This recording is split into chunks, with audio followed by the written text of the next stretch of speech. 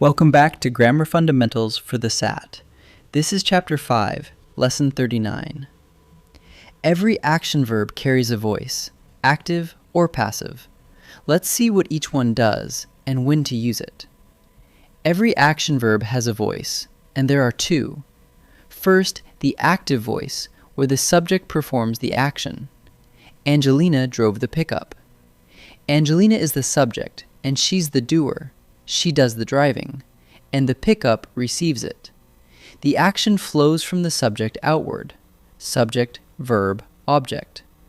The active voice is direct and lively, and it's usually the better choice. Now the passive voice, where the subject receives the action instead of doing it. The pickup was driven by Angelina. This time, the pickup is the subject, but it isn't doing anything. It's being driven by Angelina, the real doer. The passive is formed with a form of be plus the past participle. Here, was driven. And the doer gets pushed into a by phrase, or sometimes disappears. So the subject receives, and the doer steps back. Here's the move that connects them, flipping a sentence from active to passive. Start active. Angelina drove the pickup. Angelina is the doer. The pickup is the receiver. To go passive, you swap their places. The pickup was driven by Angelina.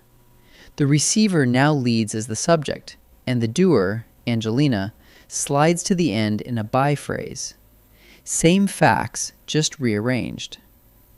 How do you spot the passive voice? Two signs. First, a form of be paired with a past participle.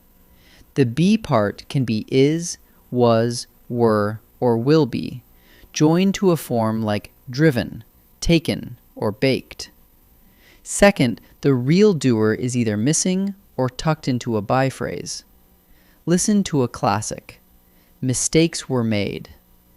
Were made is be plus a past participle, but notice nobody is named. Who made them? That vagueness is the passive at work, often used to dodge responsibility. Be plus a past participle with the doer hidden, that's your signal. So which voice should you choose?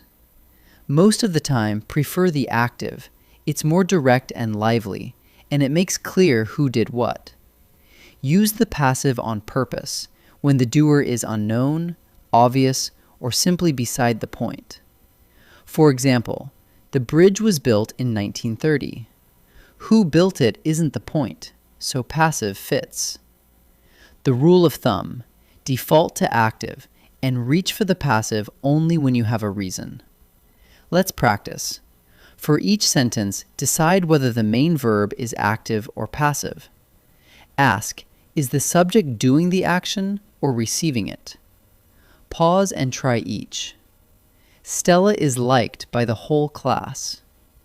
Is liked is be plus a past participle, and Stella received the liking, so it's passive. The scientist split the atom.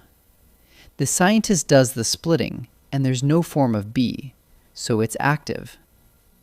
The cake for the party will be baked by Harry's dad. Will be baked is be plus a past participle, and the cake is acted upon, so it's passive.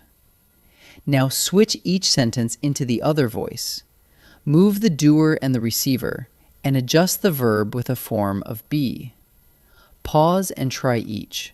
Rewrite as passive. A beachcomber found a gold coin. The object, a gold coin, becomes the subject, and found becomes was found. So, a gold coin was found by a beachcomber. Rewrite as active. The paper was typed by Felicia. The doer, Felicia, becomes the subject, and was typed becomes simply typed. So, Felicia typed the paper. Rewrite as passive. Abby will drive the tractor. The object, the tractor, becomes the subject, and will drive becomes will be driven. So the tractor will be driven by Abby. Let's wrap up. Action verbs come in two voices. In the active voice, the subject does the action. Angelina drove the pickup.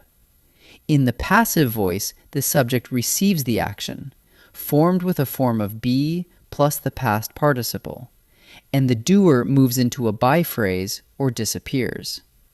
The pickup was driven by Angelina. To flip between them, swap the doer and the receiver. As a rule, prefer the active for directness and choose the passive only when you have a reason. Great work! In Lesson 40, we'll finish Chapter 5 with the mood of verbs.